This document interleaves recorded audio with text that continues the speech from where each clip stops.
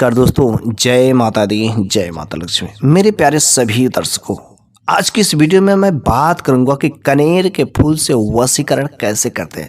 बहुत सारे दर्शकों का ऐसा कमेंट में आता है कि आखिर दूर रह करके भी क्या कोई वशीकरण किया जा सकता?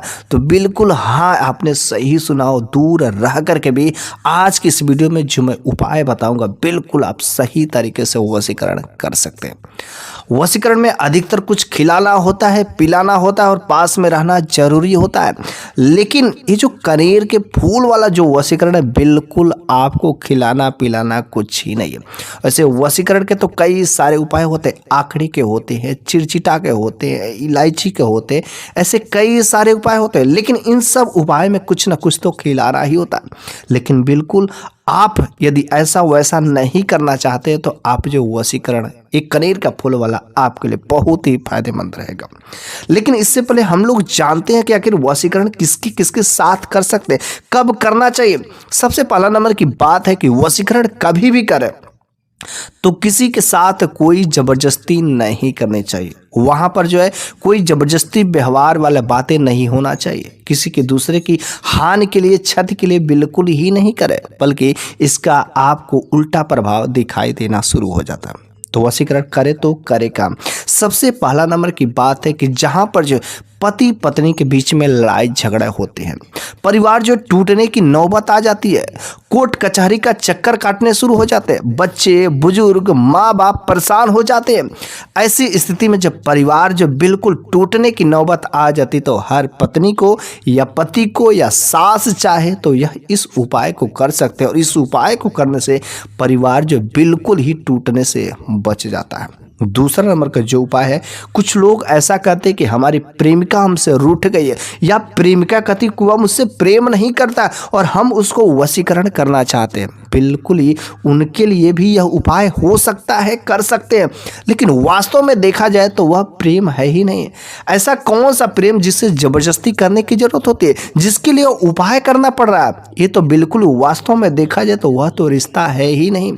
जब शादी नहीं हुई है तो वह रिश्ता है ही नहीं। जब वह तुमसे प्रेम नहीं करना चाहता है या चाहती है तो कोई उपाय कर करके प्रेम जबरदस्ती करने से क्या फायदा हो सकता है? लेकिन ऐसी स्थिति में भी कुछ लोग इस उपाय को करते हैं।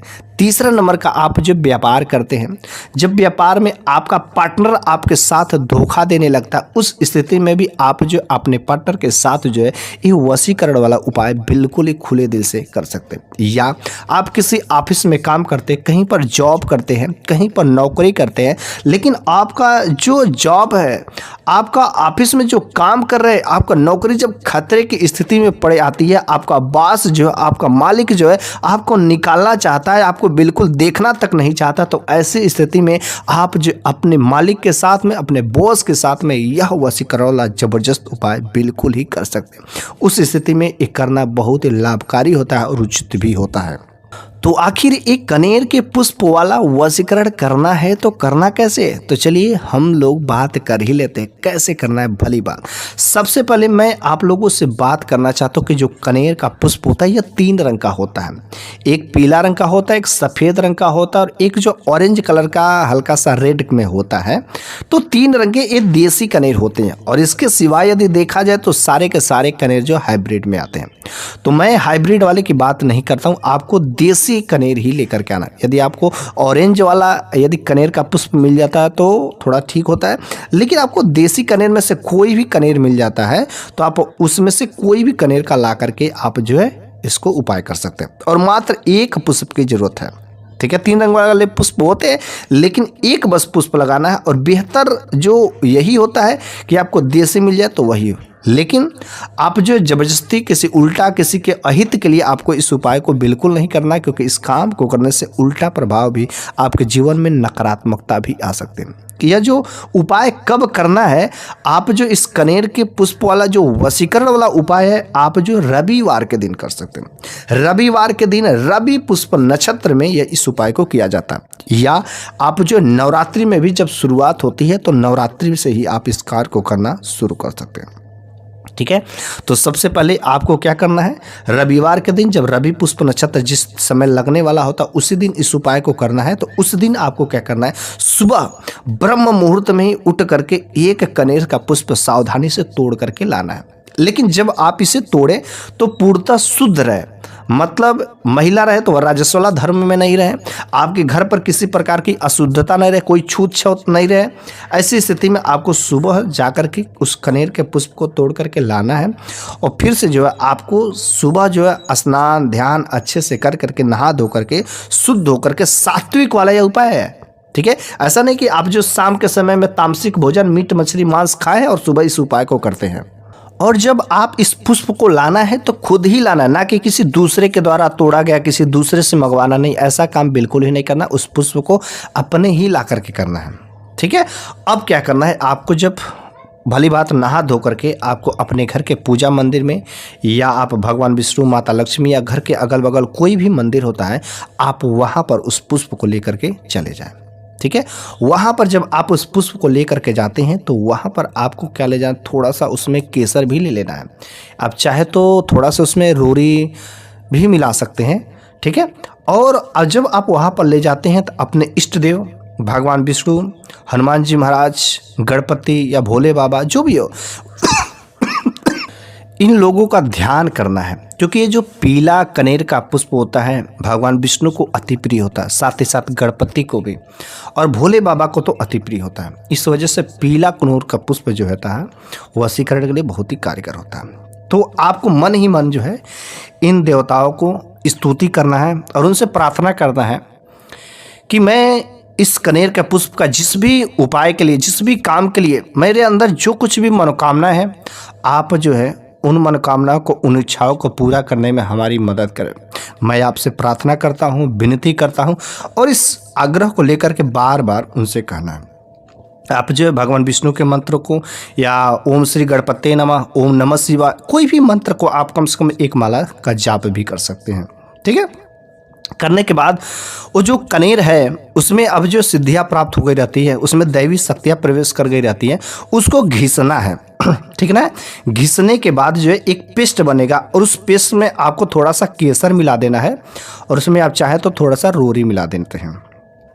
ठीक है, रोरी मिलाने के बाद जब वो पेस्ट तैयार होगा उस पेस्ट को लेकर के क्या करना है आपको, एक बिल्कुल ही तिलक लगाने लायक तैयार करना, ताकि बिल्कुल ही पेस्ट। अब उसको क्या करना है, मस्तिष्क पर तिलक लगाना है। लेकिन किसके मस्तिष्क पर तिलक लगाना, इस चीज़ को जानना बेहद जरूरी होता है। आप जो है अगर अपने परिवार में सास बहू के बीच में जो अक्सर पटता नहीं है, तो अगर बहू करना चाहती है तो जो सास के मस्तिष्क पर लगाए। कुछ लोग जो अपने पति के लिए करना चाहते हैं तो पति के मस्तिष्क पर लगाए। लेकिन इन सब उपाय को करते हैं तो बेहतर यही होता है कि आपका जिसके भी साथ करना चाहते हैं वह आपके समक्ष होता है। लेकिन कुछ लोगों का ऐसा भी कहना होता है कि जब मेरा पति मेरे घर पर ही नहीं रहे तो ऐसी स्थिति में भी हम अपने पति के लिए यह वशीकरण वाला उपाय करें तो कैसे करें।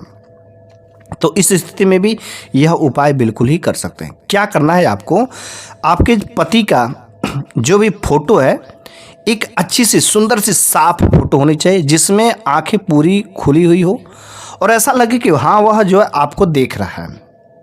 ठीक है, बिल्कुल साफ सुथरा जो एक तस्वीर लेनी है। लेकिन इस चीज़ को भी ध्यान देना है कि जो वह तस्वीर आप ले रहे हैं वह तस्वीर बिल्कुल ही अकेली होनी चाहिए, किसी के साथ में नहीं होनी चाहिए। यदि ऐसा नहीं होता है तो आप जो पहले उस एक तस्वीर वाली फ़ोटो जो आप फ्रेम में बनवा लें, उसके बाद इस उपाय को कर सकते हैं। तो जो आप उस पेस्ट को किए हैं उस पेस्ट को तिलक लगाना है, तो आप जो अपने पति के जो चित्र है, जो फोटो है, उनके जो मस्तिष्क पर भी आप जो इस उपाय को करते हैं तो अच्छा खासा फायदा मिलता है। लेकिन कितने दिनों तक करना है, लगातार जो है 21 दिनों तक यदि आप इस काम को करते हैं, कुछ लोग 21 दिन करते हैं, कुछ लोग 41 दिन करते हैं, तो जितना ही आप ज़्यादा करेंगे उतना ही जो है आपके लिए फायदेमंद रहता है और आपका पति आपसे प्रेम करना शुरू कर देता है।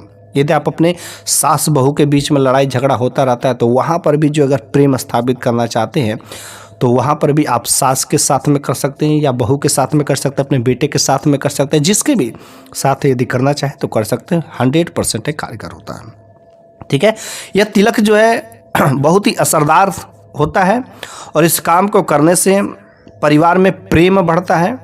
जहाँ पर प्रेम की कमी रहती है उस घर में प्रेम व्यवहार की स्थिति अच्छी हो जाती है। परिवार टूटने की नौबत आगे रहती तो वहाँ पर भी परिवार टूटता नहीं है और वहाँ पर प्रेम की बारिश होने लगती है, क्योंकि सभी देवताओं का भी आशीर्वाद आप लोगों के साथ में रहता है। साथ ही साथ इस जो पेड़ पौधों में भगवान विष्णु, भगवान गणपति तथा भोले बाबा का जो अति प्रिय है, इन सभी देवी देवताओं का आशीर्वाद आपके साथ में रहता है।